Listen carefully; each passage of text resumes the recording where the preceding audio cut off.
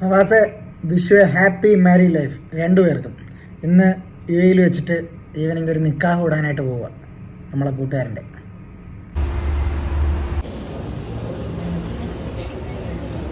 അച്ഛാ